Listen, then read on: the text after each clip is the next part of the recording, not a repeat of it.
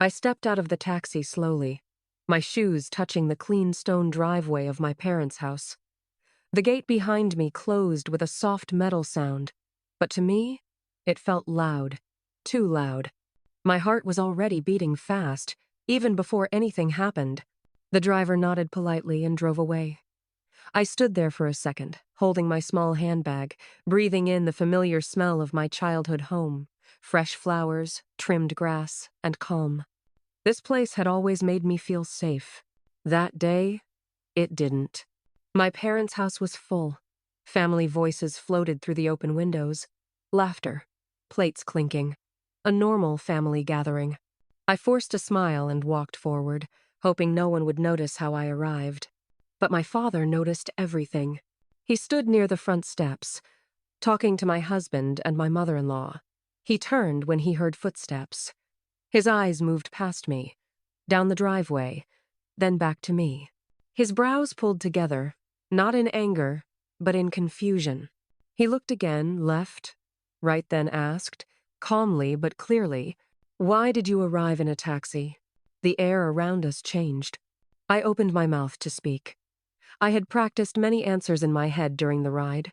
Simple ones, safe ones, ones that wouldn't cause trouble. But I never got the chance to say any of them. Before a single word came out of me, my husband stepped forward. He smiled. Like this was nothing. Like it was normal. "Dad," he said confidently, "I gave the Tesla to my mom. She needed it more." Silence fell like a heavy blanket. No birds. No laughter. Even the wind seemed to stop. My mother froze where she stood. Her hand was halfway to her chest. My mother-in-law lifted her chin slightly, her lips tight, like she was waiting for praise. And me? I felt like I had shrunk. My father didn't speak right away. He didn't shout.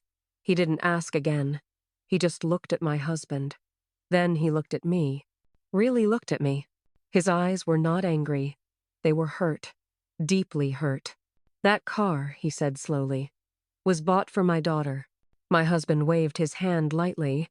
"Yes, of course. But she doesn't need it every day. My mom does. Family helps family." I wanted to disappear into the ground. I could feel heat climbing up my neck, into my face. I hated that moment, not because of the car, but because of how small I felt standing there. Like I didn't matter in a decision that was clearly about me. My father's jaw tightened just a little. Anyone who knew him well would notice. Most people wouldn't. My mother stepped forward quickly. "Please," she said softly. "Let's go inside. Food is getting cold." That was her way. Always trying to soften sharp moments. My father nodded once. "Yes, let's go inside." He didn't argue. He didn't explain. He didn't say another word. And somehow, that silence was worse than shouting. Inside the house, everyone took their seats. The table was full of food, but no one touched it. Forks rested on plates. Glasses sat untouched. I sat beside my husband. He leaned back in his chair, relaxed, like nothing had happened. My mother-in-law sat across from me, her eyes sharp, watching everything. My father sat at the head of the table. He folded his hands and looked around slowly. "Tell me," he said, calm and clear. "When did this happen?" My husband answered quickly. "Last week." "And my daughter?" my father asked. "What did she say?" All eyes turned to me. My throat tightened. I hated moments like this. I hated being put on the spot. I glanced at my husband. He gave me a look, a warning look. The kind that said, "Don't make this a problem." My voice came out small. "I didn't know until after." My father nodded slowly. "So it was not discussed," he said. "Not a question. A fact." My mother-in-law leaned forward. "Sir," she said, "it's just a car. These days women make too much fuss over such things." My father's eyes moved to her. He didn't respond. Instead, he asked another question. "Where is the car now?" "At my house," she said quickly. "I use it." My father looked back at me. "And how do you come and go now?" I swallowed. I take taxis. Or public transport. There it was. Out in the open. The table went quiet again. My husband laughed softly. She's fine. She exaggerates. It's not like she's walking. Something inside me broke a little at that moment. I had not come to complain. I had not planned to speak. I just wanted peace. But hearing him say that, like my comfort didn't matter at all, hurt more than I expected. My father pushed his chair back slightly. Not enough to stand, just enough to shift the mood. I see, he said. He looked at my husband for a long moment. Then he said something that made everyone sit up straighter. I would like to see the car papers. My husband blinked. The papers? Yes, my father said calmly. All documents related to the car. My husband hesitated. Why? My father met his eyes. Because I paid for it. And because my daughter is sitting here without it. No one spoke. My mother reached for my father's arm. Please, she whispered, let's not make this heavy. My father placed his hand gently over hers. This is already heavy, he said quietly. I looked down at my hands. They were shaking slightly. I pressed them together to stop it. I had always known my father was a man of few words. But I had never seen him like this, so calm, yet so firm. He stood up slowly. Eat, he said to everyone. We will talk later. And with that, he walked out of the room. No one touched the food. My husband leaned toward me and whispered, You didn't have to say all that. I looked at him. I didn't say anything. He frowned. Exactly. You should have explained better. I felt something shift inside my chest. A quiet understanding. A painful one. This wasn't about a car. It never was.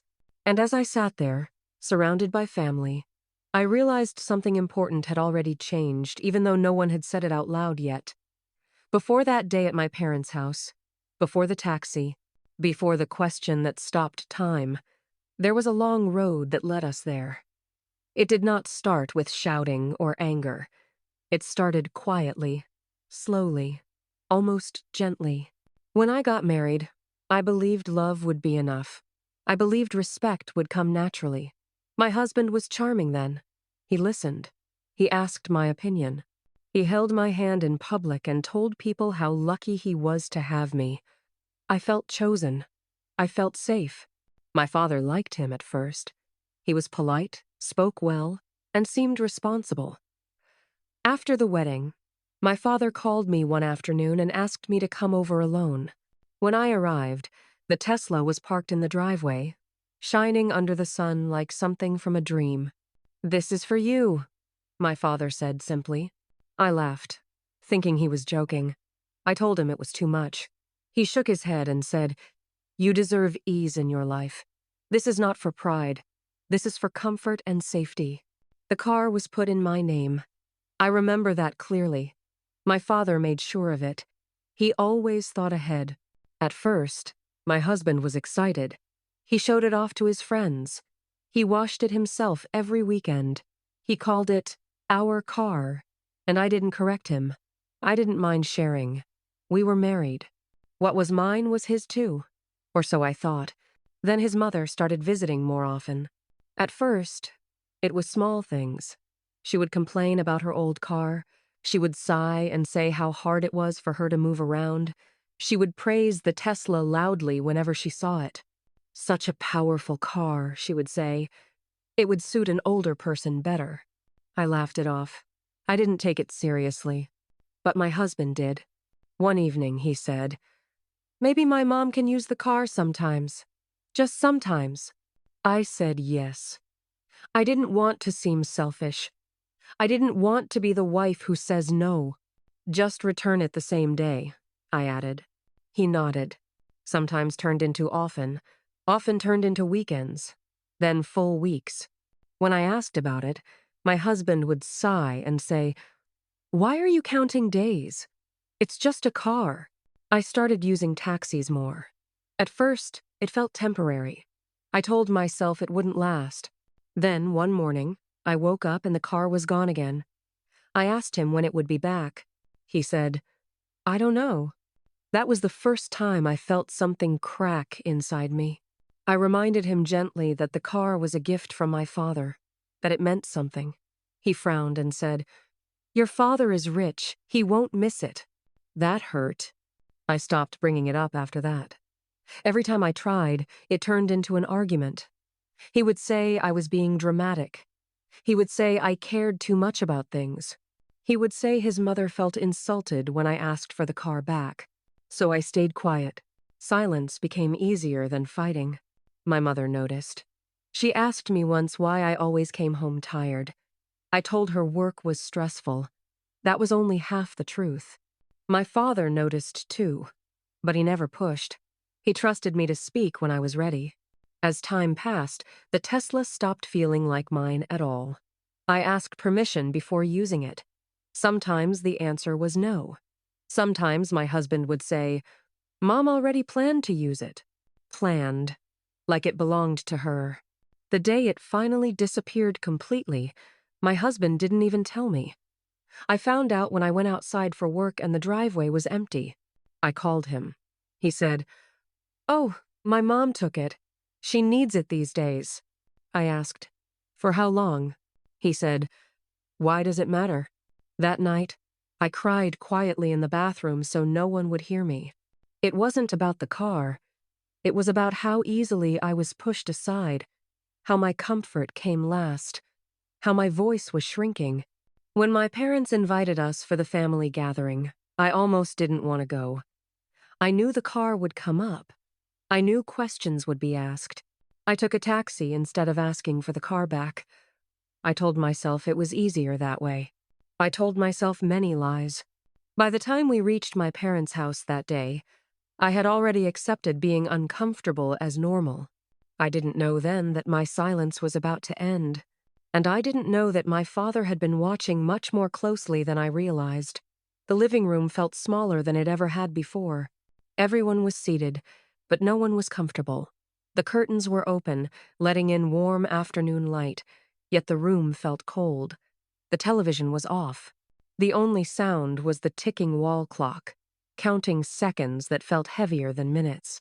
My father sat across from us, his back straight, his hands resting calmly on his knees. He looked like a man waiting, not a man arguing. That made everything worse. My husband sat beside me, one arm stretched across the back of my chair, as if to show ownership. His confidence hadn't faded. If anything, he looked annoyed, like this whole situation was wasting his time. My mother sat quietly, her fingers twisting together in her lap.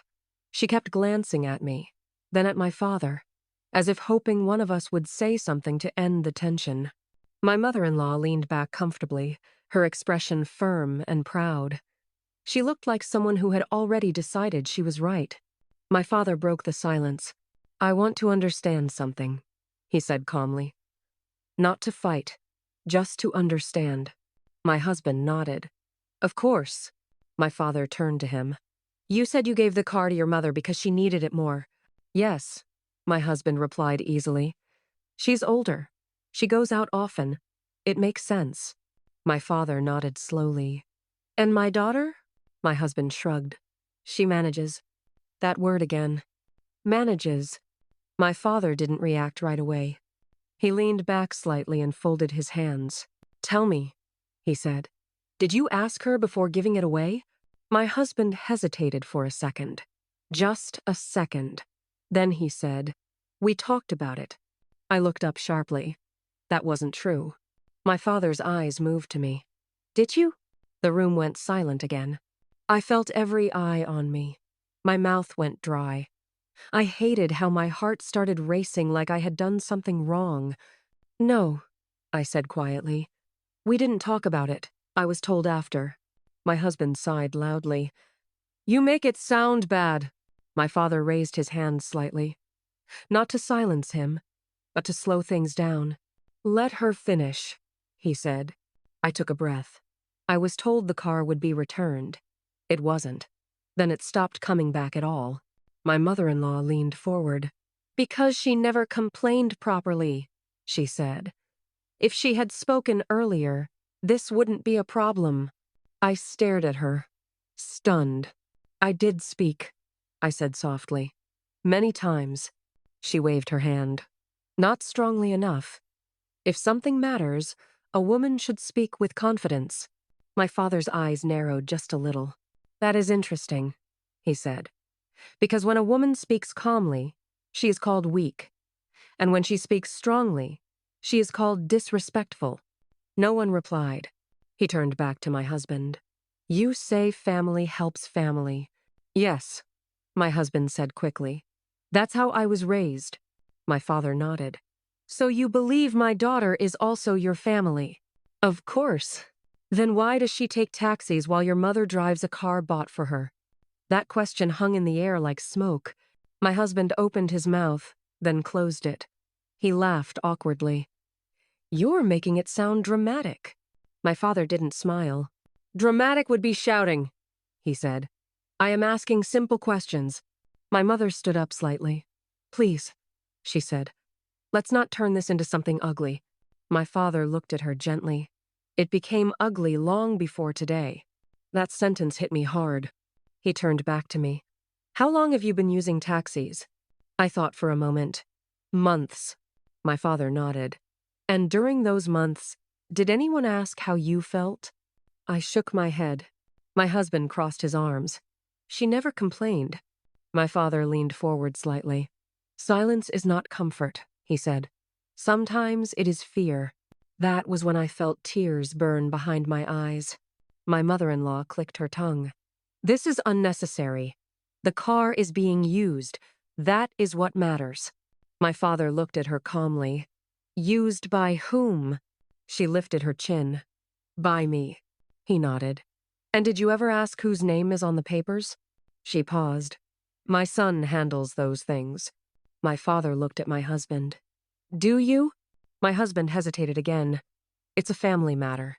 That wasn't my question, my father said gently. The room felt tighter, like the walls were listening. I want to be clear, my father continued. I did not buy that car to show wealth. I bought it to give my daughter ease, to let her move freely without depending on anyone. He looked at my husband. Including you. My husband frowned. Are you saying I control her? My father met his eyes. I am asking you to answer honestly. My husband stood up suddenly. This is turning into an attack. My father didn't move. Sit, he said calmly. Something about his tone made my husband sit back down. You see, my father continued, control doesn't always look like shouting. Sometimes it looks like decisions made without permission, like comfort taken away quietly, like a woman adjusting her life so others don't feel disturbed. I felt exposed, seen. My mother wiped her eyes. I didn't know it was this bad, she whispered. I hadn't known either. Not until that moment. My father turned to me. Why didn't you tell us? I swallowed. I didn't want trouble. He nodded slowly. And so you carried it alone? My mother-in-law scoffed. She chose silence. My father's eyes hardened for the first time. No, he said. She was taught it. The room fell quiet again. My father stood up slowly. Everyone watched him. I will not raise my voice, he said. But I will not ignore this. He looked at my husband. You treated a gift meant for my daughter as if it were yours to give. He looked at my mother-in-law. And you accepted something that was never offered to you. My husband laughed nervously. So what now? My father didn't answer right away. He walked to the window and looked outside at the empty driveway. Then he turned back. I need the documents, he said. All of them. My husband blinked. Why? My father's voice was steady. Because this conversation is no longer about feelings. It is about truth. No one spoke. I felt a strange mix of fear and relief. Something was happening. Something serious. And for the first time in a long time, I wasn't carrying it alone. My father's request for the documents did not come with anger or threat. That was what made it frightening. He said it the same way someone might ask for a glass of water, calm, certain, and without doubt that it would be done. My husband shifted in his seat. For the first time since this conversation began, his confidence cracked. He looked at me, then at his mother, then back at my father. "The papers are at home," he said. My father nodded once. "Then they can be brought." "Now?" my mother asked softly. "Yes," my father replied. "Now." The words settled into the room like weight. No one argued. My husband stood up slowly, clearly unhappy, and reached for his phone. "I'll call someone," he muttered. As he stepped aside, my mother-in-law leaned toward my father. "This is unnecessary," she said. "You are embarrassing your daughter and her husband." My father turned to her fully. "No," he said evenly. "What embarrasses a person is not truth. It is disrespect." She opened her mouth to respond, then closed it again. I sat quietly, my hands folded tightly in my lap. I felt exposed, like my private pain had been placed on a table for everyone to see. Yet, beneath the discomfort, something else stirred relief. I was no longer invisible. My mother moved closer to me and placed her hand over mine. "Why didn't you tell us?" she whispered again. I shook my head. "I thought it would pass." She sighed deeply. "We always think that." Time moved slowly while we waited. My husband paced near the door, checking his phone often. His mother sat stiffly, her lips pressed together. My father returned to his seat and waited patiently, as though this was all part of a process he had already accepted. I watched him and wondered how long he had known something was wrong. Fathers often see more than daughters believe. After some time, there was a knock at the door. My husband went to open it. A young man handed him a folder. My husband thanked him quickly and shut the door. He returned to the living room, holding the folder like it was heavier than paper should be. My father gestured to the table. "Please." My husband placed the folder down and sat. My father opened it carefully, his eyes scanning each page slowly. The room was silent except for the soft sound of paper turning. I watched his face, trying to read it, but he showed nothing. Finally, he looked up. "My daughter's name," he said, tapping one page gently, "is the only name here." My husband cleared his throat. "Yes, but nothing," my father said. "Ownership is clear." My mother-in-law laughed sharply. "This is just paperwork. In marriage, things are shared." My father looked at her calmly. "Shared means agreed upon." She waved her hand. "She never said no." My father's voice lowered. "Silence is not permission." That sentence felt like it was meant for me. He closed the folder and placed it neatly on the table. "Let us speak honestly now," he said, "without excuses." He turned to my husband. "Why didn't you return the car when my daughter asked?" My husband leaned back and crossed his arms. "Because my mother needed it. I didn't think it was such a big issue." "Why?" my father asked. "Because your daughter doesn't complain," he replied. "She adapts." I flinched. My father's eyes sharpened. "Adaptation should not be demanded at the cost of dignity." My mother-in-law scoffed. "You are filling her head with ideas." My father looked at her steadily. "Ideas do not create pain. They explain it." My mother stood up and walked toward the window, wiping her eyes. "I feel like we failed her," she said softly. "You didn't," I said quickly. "I didn't want to worry you." My father shook his head gently. "A child should never feel like their pain is a burden." That sentence stayed with me. My husband shifted uncomfortably. "So what exactly are you saying?" he asked. "That I'm a bad husband?" My father considered him carefully. "I am saying you are a careless one." The words were simple, but they hit hard. "Careless." My husband's face flushed.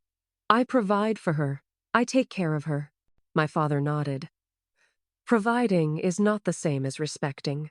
My mother-in-law stood up suddenly. "This conversation is going too far," she snapped. "In our family, wives adjust." My father stood as well, slowly, deliberately. "And in mine," he said, "daughters are protected." The room fell into stunned silence. He turned to me. "Have you felt protected?" The question was gentle, but it broke something inside me. I hesitated. My husband stared at me. His mother stared harder. I don't know, I said honestly.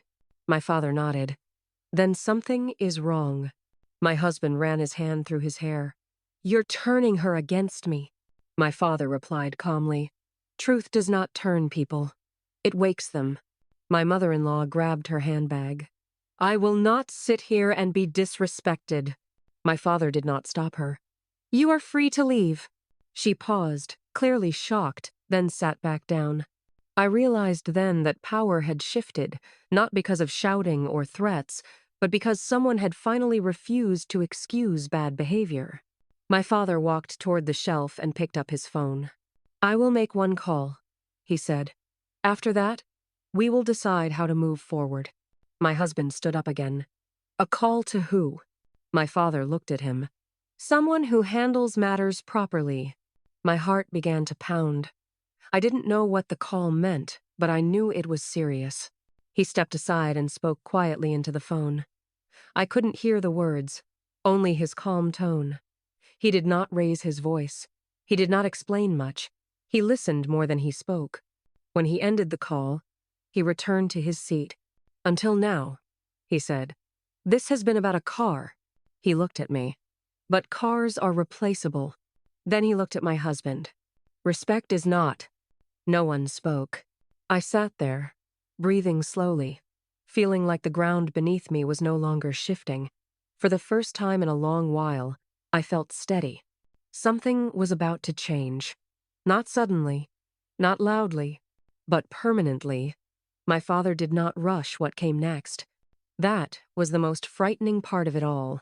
After he said, respect is not, the room stayed quiet for a long time. No one dared to speak. Even my husband, who always had something to say, sat still, his jaw tight, his eyes fixed on the floor. My father folded his phone and placed it gently on the table. Then he looked at each of us, one by one, as if making sure everyone was fully present for what he was about to do. This is my daughter, he said, finally breaking the silence. I carried her in my arms before she could walk. I taught her to speak before she could argue, and I raised her to believe that love does not mean losing yourself. My throat tightened. She did not come here today to accuse anyone, he continued. She came here quietly, in a taxi, and that told me everything. My husband lifted his head. Sir, I never meant to hurt her. My father nodded once. Most harm is not done on purpose. That sentence felt heavy. He turned to me. Do you know why I bought you that car? I shook my head slowly. You said it was for comfort. Yes, he replied, but also for choice, so that no one would ever decide where you go, when you go, or how you go. He looked directly at my husband. And yet, those choices were taken from her. My husband swallowed. I didn't see it that way. That, my father said calmly, is the problem. My mother stood quietly behind him now, her face pale, her eyes full of tears she was no longer trying to hide. My mother-in-law shifted in her seat. This is being blown out of proportion, she said. It is just transportation. My father turned to her, his voice steady but firm. It stopped being just transportation the moment my daughter had to adjust her life to suit your comfort. She opened her mouth to argue, but no words came out. My father took a breath. I made a call, he said. Not to punish, but to correct. My husband stiffened. Correct what? My father looked at him. The misunderstanding of boundaries. He turned to me again. From today, the car will be returned to you. My husband nodded quickly. Of course. I'll bring it back tonight. My father raised his hand slightly. No. The room froze. No? My husband repeated. No, my father said again. You will not bring it back. My heart skipped. I will, my father continued. Have it returned myself. My husband frowned. Why does that matter? Because, my father said, this is no longer about convenience. It is about principle. He looked at my mother-in-law. You will stop using it. Her face darkened. After everything I've done for this family, my father cut in gently. You did not earn that car. The words landed hard. My mother-in-law stood up, angry now. So you are taking it away? My father nodded. Yes. My husband stood too. This is humiliating. My father met his eyes. Humiliation comes from actions, not consequences. That was when something inside my husband cracked. You're acting like I stole it, he said sharply. My father didn't raise his voice. You gave away what was not yours. Silence. I sat there, my hands shaking, my chest tight. I had never imagined things would go this far. I had never imagined my father would draw such a clear line. And yet, I felt lighter. My father turned to me again. I also made another decision. My heart began to pound. What decision? He reached across the table and placed his hand over mine. I am not angry at you, he said softly. But I am disappointed that you learned to disappear to keep peace. Tears spilled down my cheeks. I don't want you to live like that, he continued. Not in my house, not in your marriage, not anywhere. My husband spoke quickly. What are you saying? My father looked at him carefully. I am saying that from today, there will be conditions. Conditions? My husband repeated. Yes, my father said. My daughter will no longer adjust her comfort, her dignity, or her voice to suit others. He looked around the room. If she is married, she will be respected. Fully. My mother-in-law scoffed. And if she isn't? My father answered without hesitation. Then she will still be protected. The room went still. I felt my breath catch. My father stood and walked to the window again, looking out at the empty driveway where the Tesla should have been. I did not raise my daughter to be brave only outside her home, he said. Her home should be the safest place. He turned back to my husband. If you cannot provide that, then you must be honest about it. My husband's voice was quieter now. I can change. My father nodded.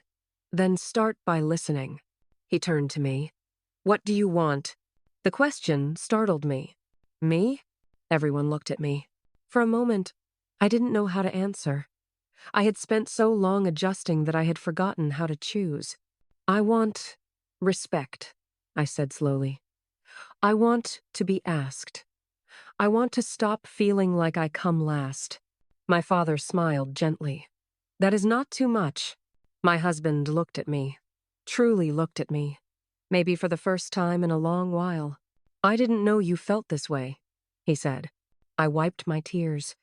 I didn't know how to say it. My father placed the car documents back into the folder. The car returns to her, he said firmly.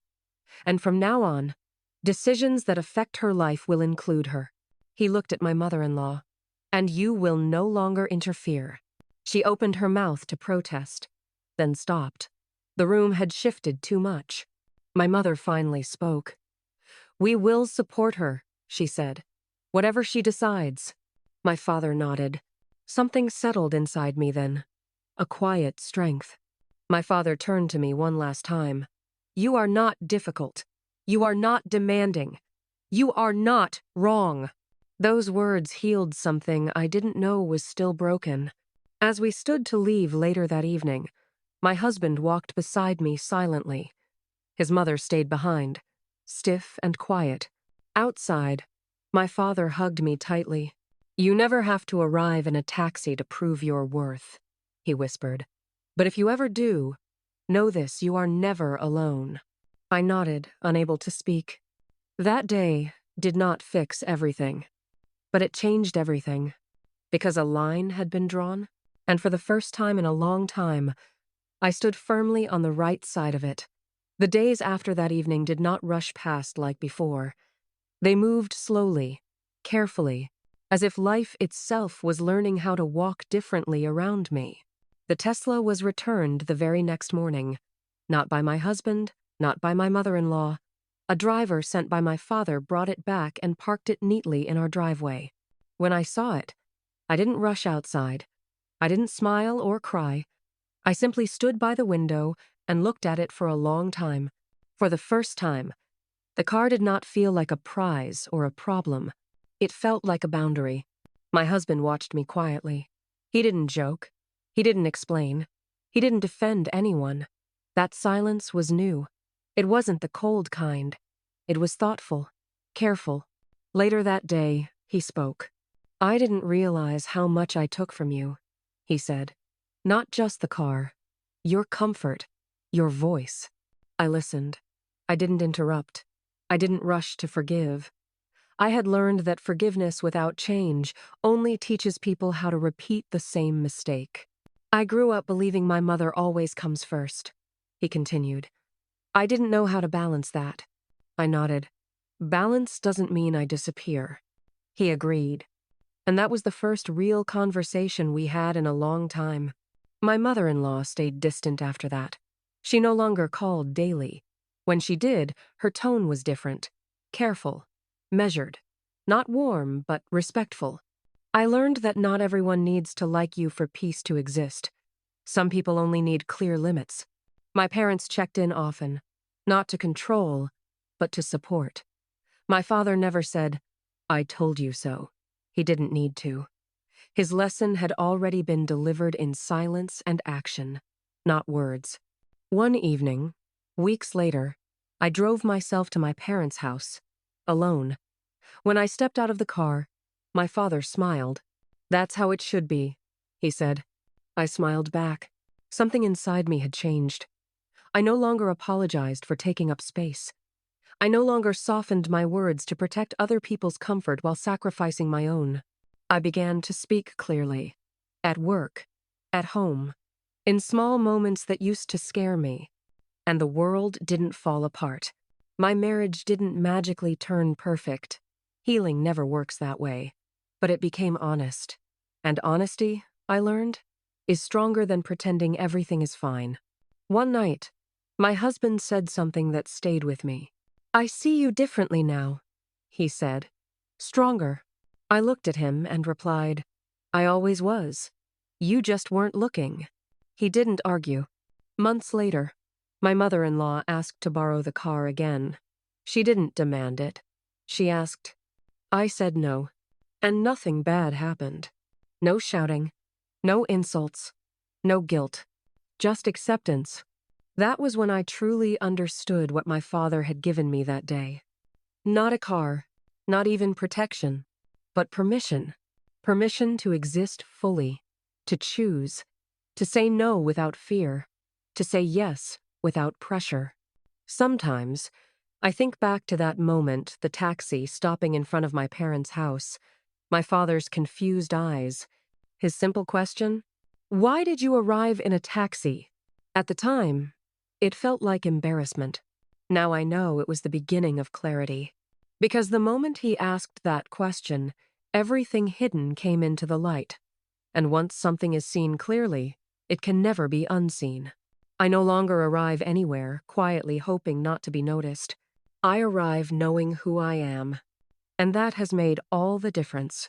Thank you for watching.